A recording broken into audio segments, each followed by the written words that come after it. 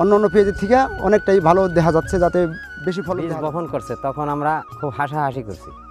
এই সময়কার পেঁয়াজ তো এখন কোনোরকম মানে চারা বানাইতে পারবে না, তবু সে চারা যেভাবে বানাইয়া সে খেতে লাগাইছে, তাতে দেখা যায় তার খুব ভালো ফলন হয়েছে। এটা গ্রীষ্মকালীন পেঁয়াজ আগে কখনো দেখি নাই, ঠিক আছে, প্রথম দেখলাম। হাবিব মাতুব্বর লাগাইছে এবং আমরা লাগাবো। যতটুকু আশা করছিলাম ফলন তুলনামূলক হারে অনেকটাই বেশি হয়েছে, যা কৃষক খুবই খুশি হয়েছে। এবং গ্রীষ্মকালীন পেঁয়াজের যে জাতটি এখানে ব্যবহার করা হয়েছে সেটি কিন্তু মূলত নাসিক N53, অর্থাৎ গ্রীষ্মকালীন একটা ভ্যারাইটি। প্রত্যাশা করছি আগামীতে এই গ্রীষ্মকালীন ভ্যারাইটিটা আমরা মাঠে মাঠে ছড়িয়ে দিতে পারবো ইনশাআল্লাহ। গ্রীষ্মকালীন পেঁয়াজ যদি আমরা সঠিক সময়ে জুলাই মাসের 15 থেকে আগস্ট মাসের প্রথম দিকে যদি আমরা বীজতলা দিতে পারি এবং 35 থেকে 40 দিন বয়সে চারা লাগাতে পারলে এই যে ফসলটা নভেম্বর ডিসেম্বর মাসের দিকে বাজারে আসে।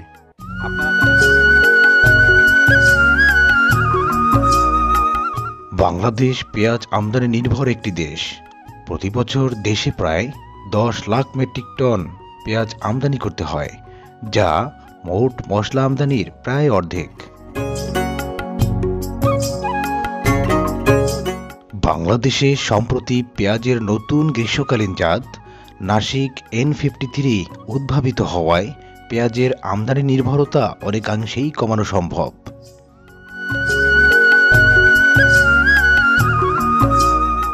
নতুন এ জাতের পেঁয়াজকে মাঠ পর্যায়ে সম্প্রসারিত করার লক্ষ্যে উপজেলা কৃষি বিভাগ ব্যাপক পরিসরে কৃষকদের নিয়ে কাজ করে যাচ্ছে।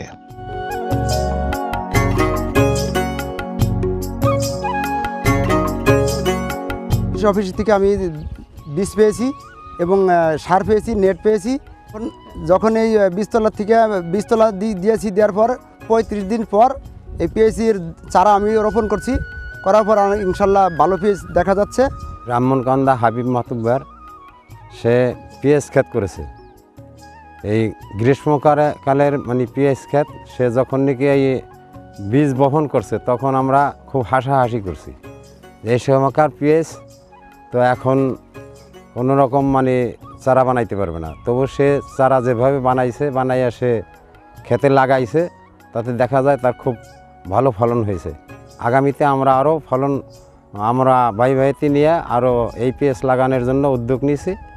এটা গ্রীষ্মকালীন পেঁয়াজ আগে কখনো দেখি নাই, ঠিক আছে, প্রথম দেখলাম। হাবিব মাতুব্বর লাগাইছে এবং আমরা লাগাবো।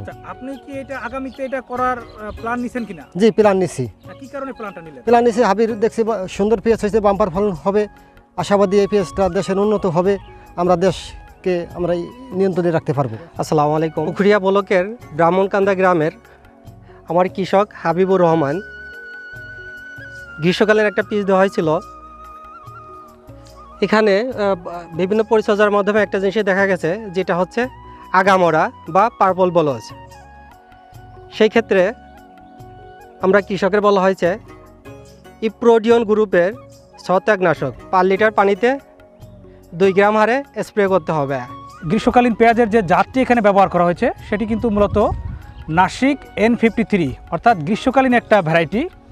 এই জাতটা মূলত চাষ করতে প্রধান চ্যালেঞ্জ হচ্ছে চারা উৎপাদন করা। এই চারাটা যদি বর্ষার সময় যদি চারাটা উৎপাদন সঠিকভাবে করা যায়, তাহলে কিন্তু পেঁয়াজের বাকি যে চ্যালেঞ্জগুলো সেগুলো কিন্তু সহজেই মোকাবেলা করা সম্ভব। এবং আমাদের যেই চাষি এই জাতটা উনি ইতোমধ্যেই অত্র এলাকায় আলোড়ন সৃষ্টি করেছে চাষ করে, ওনার দেখা দেখি অত্র এলাকার অন্যান্য চাষিরাও কিন্তু এই আগামীতে এই গ্রীষ্মকালীন যে পেঁয়াজের যে ভ্যারাইটি, এটি কিন্তু চাষ করতে আগ্রহ প্রকাশ করেছে। আমরা কৃষি সম্প্রসারণ অধিদপ্তর ভাঙ্গা থেকে প্রত্যাশা করছি আগামীতে এই গ্রীষ্মকালীন ভ্যারাইটিটা আমরা মাঠে মাঠে ছড়িয়ে দিতে পারবো ইনশাআল্লাহ। এখানে উনি গ্রীষ্মকালীন পেঁয়াজ নাসিক N53 চাষ করেছেন। আমরা এবছর ভাঙ্গাতে এবছরই প্রথম 500 জন কৃষককে গ্রীষ্মকালীন পেঁয়াজের বীজ, সার সহ অন্যান্য উপকরণ দিয়েছি। এর মধ্যে অনেকেই সফলভাবে চাষ করতে পেরেছেন, তার মধ্যে হাবিব মাতুব্বর একজন। গ্রীষ্মকালীন পেঁয়াজ যদি আমরা সঠিক সময়ে জুলাই মাসের 15 থেকে আগস্ট মাসের প্রথম দিকে যদি আমরা বীজতলা দিতে পারি এবং 35 থেকে 40 দিন বয়সে চারা লাগাতে পারলে এই যে ফসলটা নভেম্বর ডিসেম্বর মাসের দিকে বাজারে আসে। আপনারা জানেন নভেম্বর ডিসেম্বর মাসে পেঁয়াজের চড়া দাম থাকে, এই সময় যদি কৃষক এই পেঁয়াজটা আবাদ করতে পারে, সে আর্থিকভাবে লাভবান হবে। পাশাপাশি পেঁয়াজের আমদানি যে নির্ভরতা, আমরা যে ভারতের উপর নির্ভরশীল, এই নির্ভরতা অনেকটা কমে যাবে।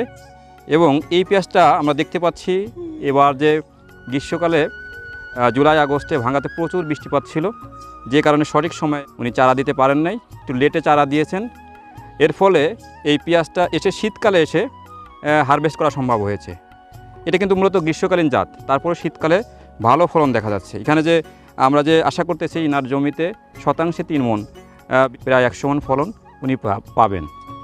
গ্রীষ্মকালীন পেঁয়াজটা যদি আমরা দেখতে পাচ্ছি যে এটা গ্রীষ্মকালে খুব ভালো হয়, পাশাপাশি আমরা শীতকালে এটা চাষাবাদ করতে পারি।